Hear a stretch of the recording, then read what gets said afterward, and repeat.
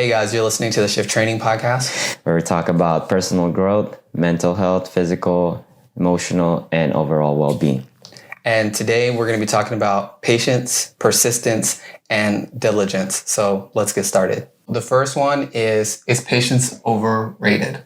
That's supposed to be my question, La. Well, I think for me, patience is overrated when it comes to when people start relying on not becoming, but just waiting around. Yeah, just waiting around. And as we know that if you want to have an extraordinary result or an outcome, then you're going to have an action, not passive. People would start making excuses, like, oh, you got to be patient. They use it as an excuse. You know what I mean? Like, instead of like taking action, then as you take more action, that's where you need to be patient, because having an extraordinary results, it will require some effort, some time, some hard work. Yeah, and I think patience, like you were saying, it's like spot on. Patience, there's passive and there's active. And I don't think patience is a passive word. I think patience is an active word. We actively should practice patience with ourselves as we move through the process, stepping towards what it is that we want, not sitting in the cut and just waiting and, when the time is right and the stars align and it happens just for me. Not to say that there isn't divine timing. There is divine timing, but nothing happens. You can miss the divine timing if you're not where you're supposed to be on time. So you still need to actively make a move. Sweet. Yeah. So next question. All right. Next question is, why do I have to practice patience when I don't have to? Oh, okay. Or when I don't want to. Or when you don't want to. Yeah. This one's one of my favorite questions. I relate to this so much so because growing up, I was taught, be patient. You need to be patient. You're not patient enough because I always want stuff now, fast, go. And, personally, I have this thing where I go, patience is overrated. I don't like it. Patience is trash. Like, I don't want to practice that skill. Why would I want to practice that? Why do I want to get better at patience? And so I really resonate with this one. Why? Again, I think the greater value in patience is learning to be patient with yourself and patient with others. Other than that, I don't think you need to be patient in terms of taking action for what you want. But I think there's a level of stress or tension you're going to cause. You're going to give yourself a little bit of, not anxiety, but you're going to irritate yourself just going, why hasn't it happened yet? Why now? You can actively work towards it without expecting instant manifestation. Right. And then other than that, patience with ourselves and others. For sure. Yeah. Patience is, it requires hard work, dedication, as we said earlier. And while you're talking about that, it reminds me of a quote from Tom Bilyeu where he says, success is not even guaranteed, but the struggle is going to be there. So along your journey, there's going to be a lot of struggle. You got to be patient and you can't rush it. And I think another analogy is think about like a seed. When you planted a seed, you're going to have to take care of that, nourish it, water it. And if you, if you pick like the when it grows a little bit, right, it's not going to grow at its potential. Right. You got to be patient. It will take some years, or maybe decades for it to grow as much as it can. So you need to be patient and just keep doing the work. Right. So I guess if I were to sum that up, be patient for your own peace. be patient for your own level of connection with yourself and your connections with others. And be patient to get the max potential out of things. Like you were saying, I love the seed analogy. I love that, being a fan of, growing things and plants and whatnot.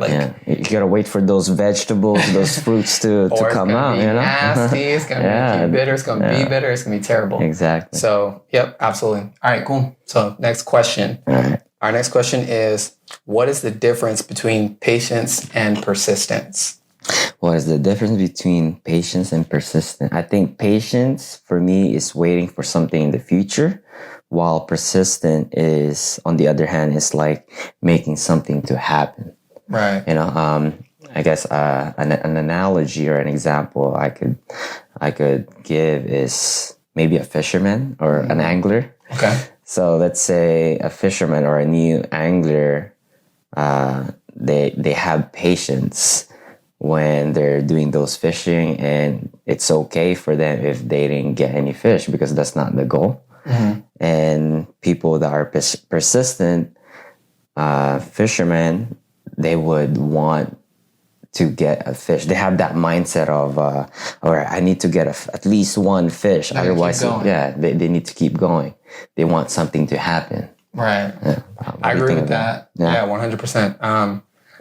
Great analogy. Patience for me is, you're going to actively be proactive while, waiting on whatever manifestation you're looking for. Persistence is not getting discouraged while not seeing the fruit. Exactly. So you'll keep going, you'll keep moving. That's persistence. One of my favorite lines about persistence actually comes from The Matrix, the original trilogy. And Agent Smith says, "Why, Mr. Anderson? Why do you persist?" That's a good one. He gets frustrated. He gets mad about the fact that Neo just won't stop. And to me, I think about that quote whenever I think about persistence. That's good. Yeah, same thing with our goal. You got to keep that in mind. You got to persist if you want that result, that outcome. Yeah, 100%. So what's our next question? Our next question is, how can I be patient with my goal?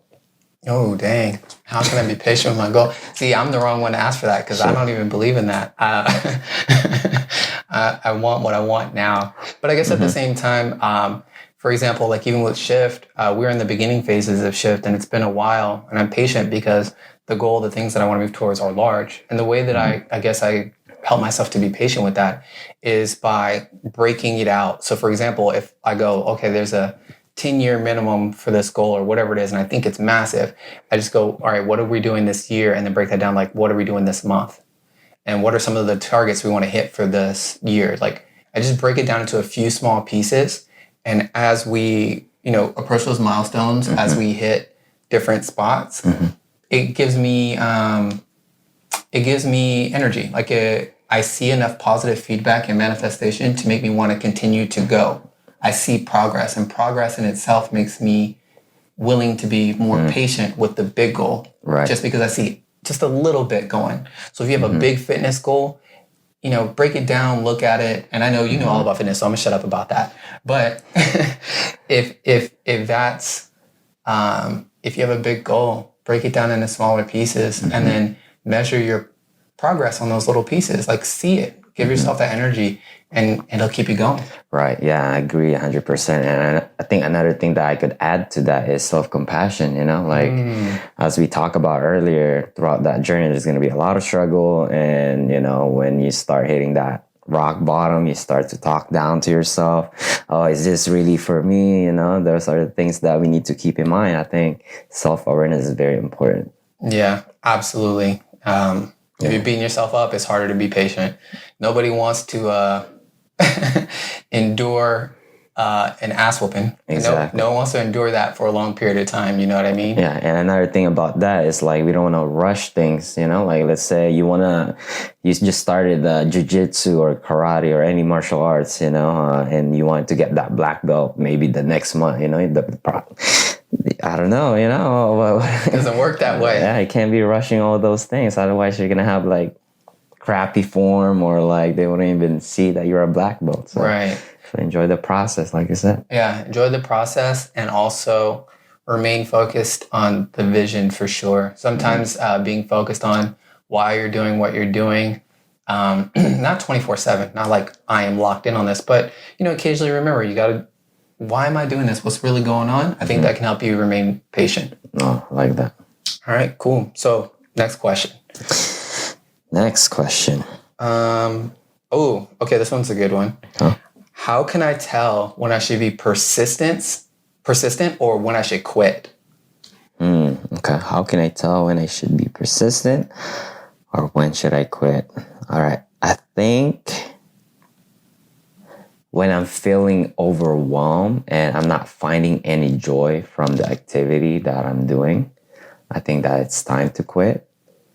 On the other hand, if I want to persist, there should be this challenge for me that I'm feeling, but I'm not overwhelmed or I'm not feeling too much stress. Well, I would feel stressed, but I would still persist because I genuinely enjoy it. Right. Like you're talking about like you're looking at a nice little diagram type deal, basically the balance point between like, challenge and what's it called? I forgot. Excuse me for that. But basically you're talking about where's the optimal spot to be challenged, to have pressure, but not to be overwhelmed or underwhelmed. Yeah. And that's where flow is, right? Mm-hmm.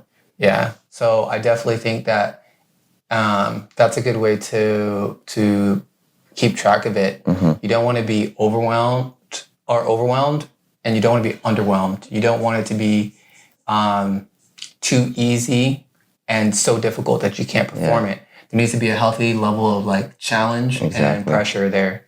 And at the same time, if you're gonna make a goal or a vision for yourself, I think you must stick with it. Commit at least maybe 30 days. Because if you just try it first day and you ain't like it, then you don't really know that you really want that goal. Right. Yeah. I think for me, how do I know to persist or quit? It's a simple evaluation for me. It's, if I continue on this, will this expand my being? So if I continue on this path, will I expand or grow in a way that's beneficial to me, to others, or help me make progress towards the life I want to live or any of my goals? Is there value to be had there? And if so, then usually I'm willing to persist. If I reach a point where the return from my investment of my time, my energy, and effort, if persistence, that investment itself, is no longer really going to pay a return that I feel is enough, at that point, then I go, I need to shift my focus and energy somewhere else. I got to let that one go. And that's usually how I evaluate when I'm going to persist or when I'm going to quit. I like that answer. I agree 100%. So let's move on to our next question, Law. Copy. All right, the next question is, what is the role of diligence in pursuing a goal? Diligence. I like this word. I'm going to say it again, diligence. The reason why I say, diligence. The reason why I say diligence is this word is important because I feel like there's not enough being diligent with things. So for example, if we say that, patience, we're going to actively do something while waiting for something to manifest, sort of, something like that. And then we say persistence is we're going to continue to persist. Like, I will not be stopped. Why, Mr. Anderson? Keep going. Diligence is being thorough in the details or the small things. I believe that it's essential to be diligent in order to really get the best out of anything. So for example, we'll go back to the plant. If you're a gardener and you're taking care of your plants, something to know is that sometimes there are little mites or fungi or other things that might plague whatever it is you've got going on. And you're going to need to do some trimming or treat it some type of way. But if you're not diligent enough to look, investigate, build that awareness, right? If you're not really looking at it, you'll miss it. You're not being diligent. You're not being thorough. You're not checking, hey, let me inspect it. This is, all right, we're looking good here. Not that you have to spend forever and a day doing it, but you definitely need to give it a good look over, touch your plant, whatever it is you need to make contact, however you need to take care of it. But if you don't do that, you just kind of glance, say, hey, I see some new growth on top. That's cool. And keep going. You fail to realize that new growth on top is probably the last growth you're going to see because down at the bottom, there's rot. You weren't diligent enough. Okay? So I think that's the value of diligence. Diligence can make a huge difference in landing a gig or booking a deal or whatever it is you're trying to do, taking care of yourself in any way, shape, or form. You can think, well, if I just focus on this element of my health and well-being, everything will be great. But you fail to really look at what's going on underneath those leaves, what's happening at the core. That's where I think diligence comes in. You got to be diligent. You got to look at the details. That's right. Sounds like diligence is making you committed and giving you that purpose to get through the process of it. Right. I think it's absolutely essential. And the recipe of I'm actively patient and moving towards something and I am persistent. And while I am persisting, I'm looking at the details. That to me just makes this upward trajectory of like, we can learn, like we can grow, like this is what's happening. You're going to keep thriving. Right.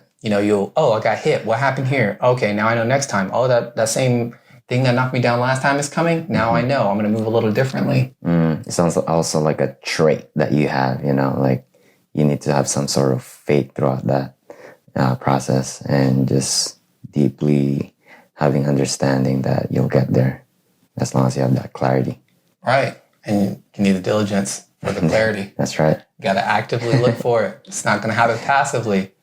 So, Vaughn, is there anything else for us to cover? I think that's it. I think we cover everything else. All right. Awesome. Well, thank you guys. That's it today. Like we said, patience, persistence, diligence. Yeah. So that's everything that we covered today. If you guys have any questions, please let us know. Vaughn?